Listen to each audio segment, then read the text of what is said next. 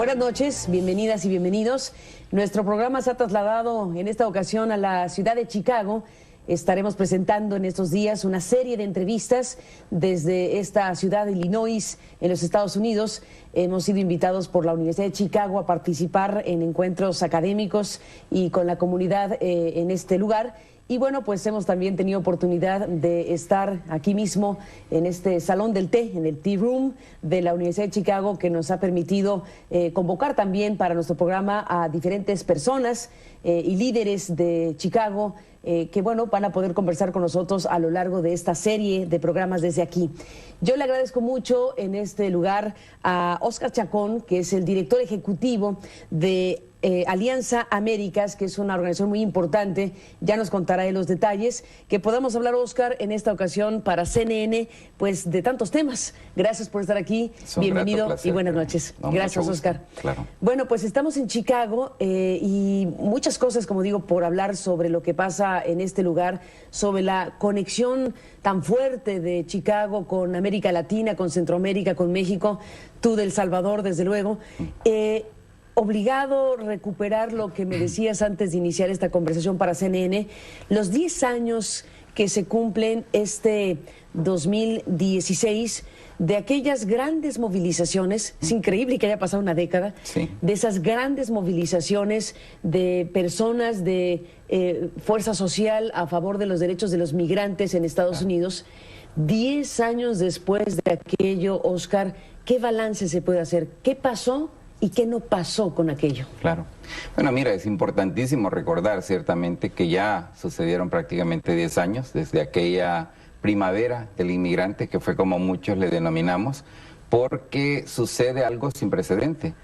Se dan movilizaciones sociales que en espacio de 3 meses movilizan a más de 6 millones de personas en Estados Unidos, en ciudades como Chicago, donde se origina en buena medida este fenómeno, pero que luego se extiende a muchos lugares de Estados Unidos, incluso lugares donde jamás había habido ningún tipo de despliegue social de la población inmigrante, principalmente mexicana. Por ejemplo, ¿en cuáles lugares? Mira, hubieron lugares, por ejemplo, en el sur, en Alabama, de los Estados Unidos, en Arizona, en el sur de Arizona, donde tampoco había habido nada de esta naturaleza, en lugares como Tennessee, en lugares como Omaha, en Nebraska, que jamás, te repito, había habido ningún tipo de movilización social que le permitiera a la comunidad inmigrante, principalmente mexicana, salir y decir, sí, aquí estamos, no tenemos miedo y estamos orgullosos.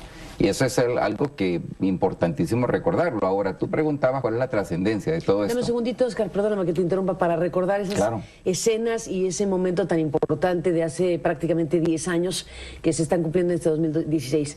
Movilizó aquel impulso social a cerca de 6 millones de personas. Correcto. ¿Qué periodo duró esa efervescencia, esa expresión en las calles? Claro. Ese era el tema, ¿no? Sí. Salían a las calles, tomaban las calles. Sí, sí. ¿Cuánto duró ese periodo? Fue un periodo de movilización intensa de más o menos 3 meses. 3 meses. Del 10 de marzo, aquí en Chicago, hasta más o menos finales del mes de junio. Son un poquito más de 3 meses. Y bueno, volvamos al impacto. ¿Qué sí pasó y qué no pasó con aquello? Claro. Mira, es importante recordar el factor detonante, ¿verdad?, de esa gran movilización social fue la amenaza que se cernía en el Congreso de los Estados Unidos a razón de la aprobación en la Cámara Baja en diciembre del 2005 de una propuesta de ley que pretendía criminalizar la presencia no autorizada en los Estados Unidos cuando hablamos de población extranjera. Esto iba a ser un fenómeno que iba a afectar predominantemente a la comunidad inmigrante mexicana.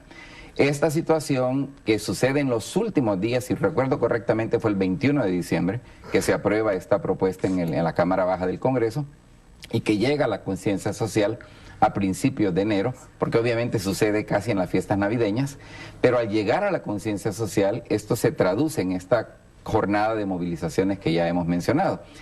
Se logra frustrar la aprobación de esa propuesta de ley, la Cámara Baja finalmente se ve sola, el Senado no acompaña ese esfuerzo, se frustra, pero yo creo que la gran lección de la movilización del 2006 es que cuando un grupo social determinado, cuando una sociedad no está debidamente preparada para saber maximizar el beneficio político de una crisis como la que se cernía en aquel entonces, pues se queda corto. Yo creo que digamos, lección, el aprendizaje en retrospectiva es que deberíamos haber estado mucho mejor preparados para que ese momento álgido de movilización social se tradujera en un movimiento social mucho mejor organizado, mucho más robusto, capaz de poder cuestionar lo que sigue siendo lamentablemente cierto, y es que seguimos viviendo en un régimen político en el ámbito migratorio caracterizado por tres grandes principios: la exclusión, la restricción y el castigo desproporcional cuando los inmigrantes infringen esta ley de inmigración. Un espíritu, una filosofía, una idea de hablar de las Américas, y hablar de las Américas pues es evidentemente todo el continente y sus conexiones múltiples. Sí. Háblame de eso, háblame de el tipo de organizaciones que existen como esta que tú encabezas ejecutivamente. Claro. Mira, y quizás solo para recapitular rapidito, yo creo que es cierto, no logramos traducir en el mundo de lo ideal, ¿verdad? Ese caudal que se desplegó en el 2006. Era muy fuerte aquello, Eran unas imágenes muy impactantes. Pero tú tienes toda la razón, ¿verdad? Hay una cantidad de expresiones organizadas que se ven o fortalecidas o incluso originadas, ¿verdad?, a razón del fenómeno social del año 2006 desde la perspectiva de los inmigrantes. En el caso particular mío, yo ya estaba en aquel entonces en un rol de fundador de lo que en aquel momento se conoció como la Alianza Nacional de Comunidades Caribeñas y Latinoamericanas. Esta organización se fundó justamente en el 2004, es decir, que estaba todavía muy tierna cuando sucede la movilización social del 2006. E indudablemente nos da un empuje grande porque viene a mostrar la viabilidad, y no solo la viabilidad, pero la necesidad de contar con una organización de carácter nacional, de carácter asociativo, que incluyera al colectivo de organizaciones latinoamericanas caribeñas en Estados Unidos. No pretendo decir que lo hemos logrado, aglutinar a todas estas organizaciones, pero indudablemente hemos construido una agenda que, por un lado, busca indudablemente tratar de incidir en los procesos de política pública que afectan de manera clara la vida de la población inmigrante mexicana, centroamericana, caribeña, suramericana en Estados Unidos, pero además hemos también fortalecido una perspectiva que sigue siendo muy única, y es que no es suficiente ver qué pasa con las poblaciones inmigrantes en los Estados Unidos, sino que también tenemos que hacernos la pregunta: ¿qué factores siguen empujando a nuestra gente a irse de su propio país? Y esto implica tener una perspectiva que nosotros hemos denominado desde el comienzo una perspectiva de acción transnacional, que nos permita también ir más allá de qué pasa a partir del momento que la gente llega a Estados Unidos, que ciertamente es un enorme trabajar, pero si no vemos los factores causantes de ese proceso migratorio, pues nos quedamos realmente cortos en poder solventar el desafío de las migraciones en el mundo en el que ahora vivimos. Sin duda, Oscar. Déjame hacer una pausa y regresemos. Bueno, en el tiempo que nos queda para este programa hay muchos temas. Evidentemente, déjame te adelanto el interés de platicar y de escucharte sobre el mapa político que se está gestando, que se está desarrollando en los Estados Unidos. Bueno, obviamente las contiendas por la presidencia, por las candidaturas presidenciales, lleva, entre otros, un ingrediente muy importante con el asunto migratorio. Se ha exacerbado el discurso, se han colocado posturas tan radicales como las de Donald Trump o algunos de los candidatos o aspirantes republicanos, y hay todo un tema, desde luego, que te queremos preguntar y escuchamos después de la pausa. Estamos de regreso en un momento más, volvemos con usted. Bueno, regresamos en esta conversación con Oscar Chacón, una conversación muy interesante aquí en la ciudad de Chicago, desde donde estamos transmitiendo este programa el día de hoy, en esta serie para usted. Hace rato, antes del corte, Oscar, te decía que me importaba mucho escuchar de tu voz el análisis de lo que está pasando pues en esta disputa de poder, al final de cuentas, que se da con motivo de las elecciones que están por realizarse en este país por la presidencia. Estamos en la fase de la disputa por las candidaturas de los partidos políticos y desde luego el tema migratorio ha exacerbado el discurso con voces tan singulares, llamémosle así, algunos dirán retrógradas, como la de Donald Trump o algunos de los candidatos o aspirantes republicanos.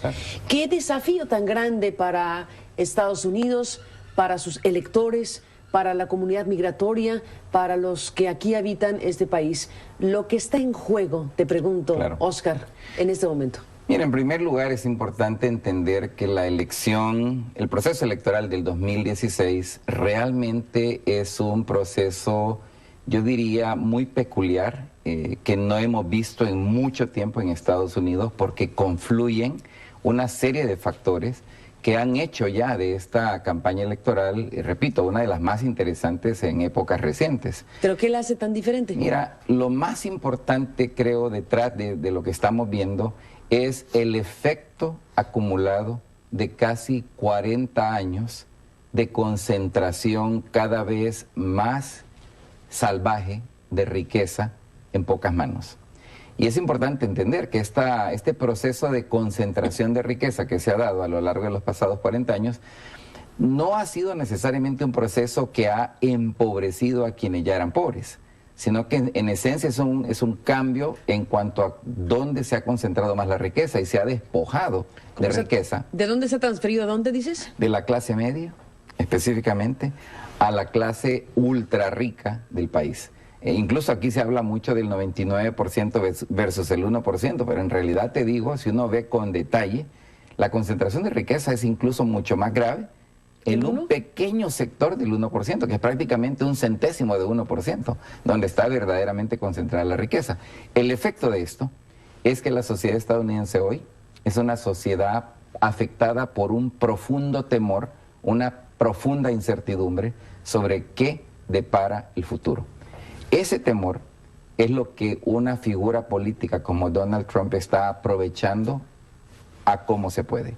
Y a esto también hay que añadirle la inseguridad económica, especialmente en la gente blanca en Estados Unidos, la gente que ha sido la mayoría de la clase media, hace muy fácil despertar otros prejuicios sociales que han estado ahí siempre.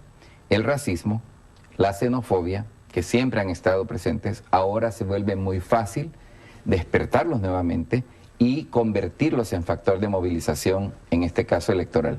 Esa es para mí una de las razones que hace tan interesante esta campaña. Pero fíjate que hay otro fenómeno súper interesante.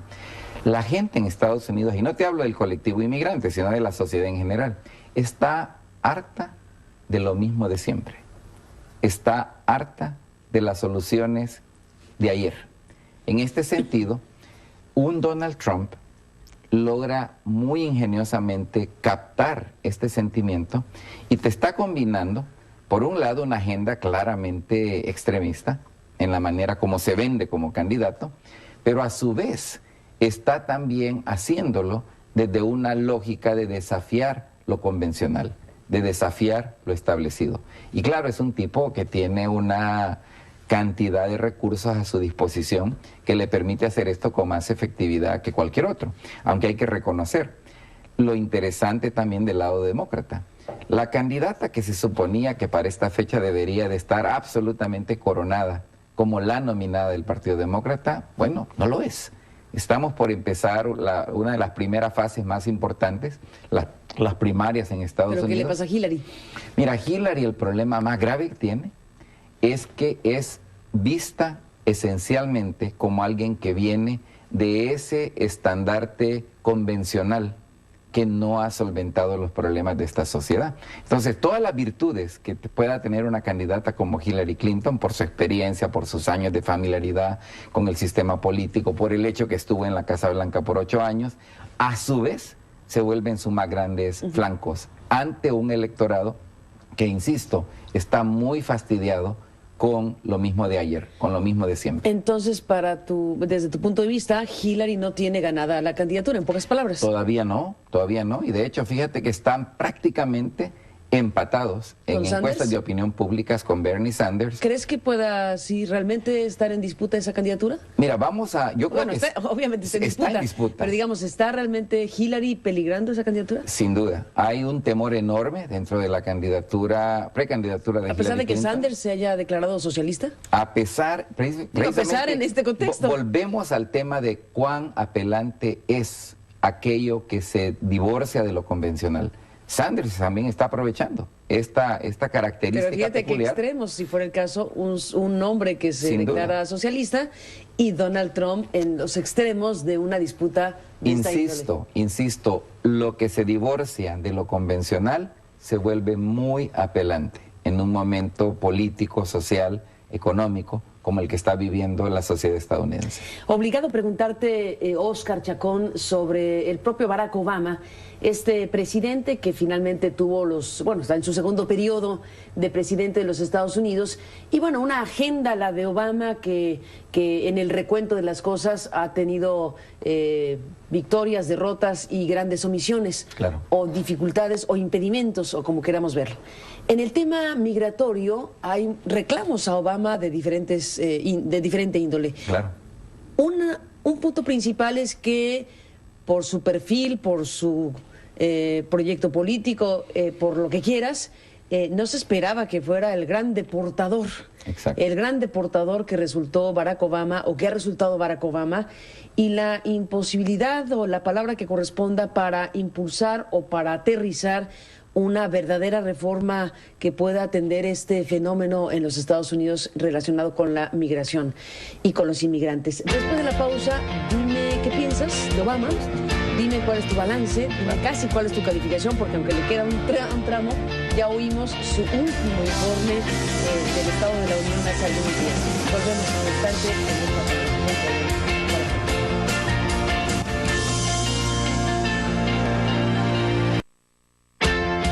Entramos en la parte final de esta conversación. Volvemos con usted en un instante.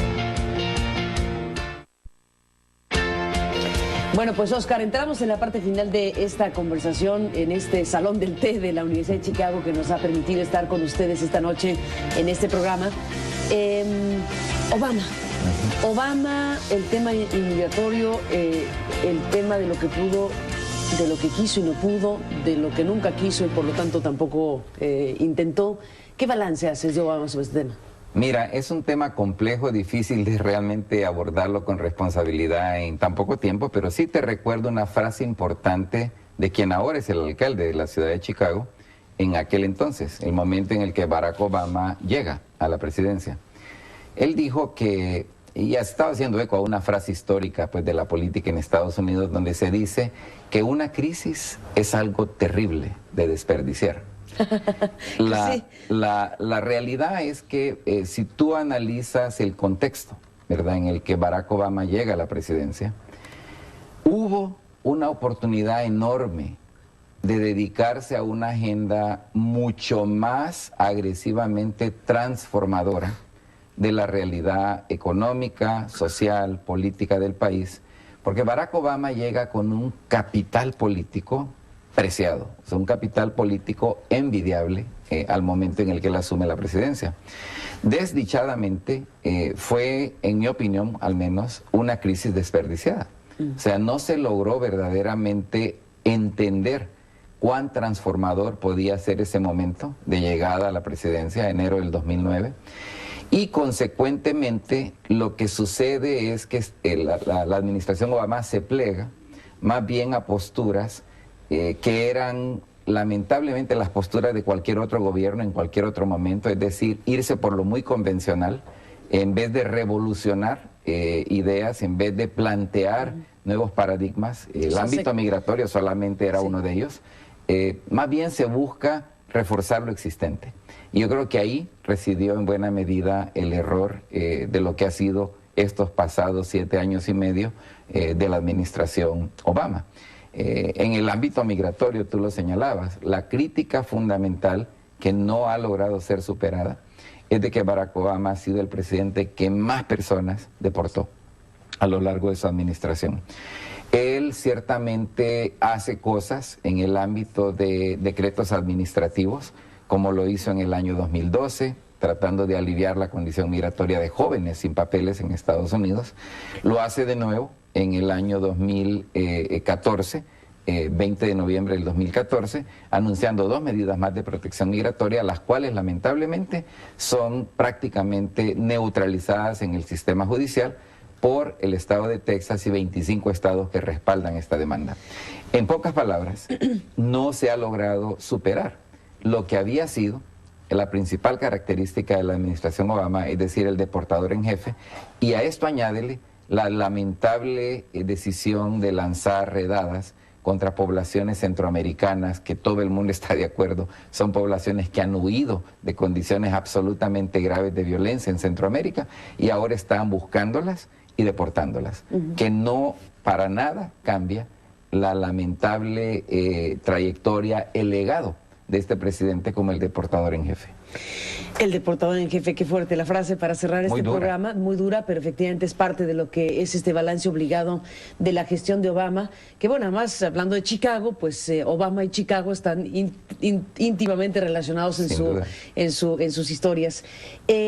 Nos despedimos, Oscar, déjame hacerte un planteamiento que me vas a matar porque es muy poco tiempo, pero si tú pudieras resumir en pocas palabras, ¿cuáles son los principales asuntos de la problemática en este país con el tema de la inmigración y de la migración? ¿Y cuáles deberían ser las respuestas en un balance general? El problema, el remedio y el trapito, en pocas palabras, claro. A la luz de lo que tú representas. Mira, yo te diría de que el problema más grave que enfrentamos en este país ahora para poder tener una conversación sensata sobre un tema tan a la orden del día como el tema de las políticas migratorias es realmente la desigualdad económica. Este tema empaña, este tema nubla la posibilidad de tener una conversación sensata. No hay duda que el país necesita urgentemente una conversación nueva sobre este tema basada en la evidencia, basada en los datos y no basada realmente en planteamientos ideológicos. Y yo también diría que a esto habrá que añadir dos cosas más que habrá que atacar con mucha fuerza. El racismo, que lamentablemente también se ha agudizado en los últimos años. Tú me preguntabas de Obama. Bueno, si vemos a Obama desde la lógica de la ascendencia del racismo, habría que ser justos y decir que haber sido el primer presidente negro no es cosa fácil. Hombre. Y luego viene la xenofobia, sí, que indudablemente también ha visto un renacer fuerte. Y estas cosas no las vamos a superar a menos que seamos capaces de agarrar el toro por los cuernos de la desigualdad económica de una forma más rigurosa, más profunda, que nos permita comenzar a crear un entorno más positivo, más saludable, para poder abordar conversaciones importantísimas del futuro de este país, como lo es la política de inmigración. Pues Óscar Chacón, te aprecio mucho que nos hayas permitido conversar contigo en esta visita que hacemos a la ciudad de Chicago. Estaremos en comunicación, siguiendo de cerca lo que pasa aquí, desde luego, con mucho interés, y por lo pronto gracias por estar aquí. Es un honor para mí. Gracias, Óscar, por estar aquí, y gracias a usted que nos permitió acompañarle esta noche. Estamos en esta serie que hemos desarrollado para presentársela a usted en estos días desde la ciudad de Chicago, en los Estados Unidos. Gracias a la Universidad de Chicago que nos ha permitido este espacio para poder conversar con nuestros invitados y poder transmitir esta serie a lo largo de esta semana. Gracias, hasta la próxima, buenas noches y que descansen.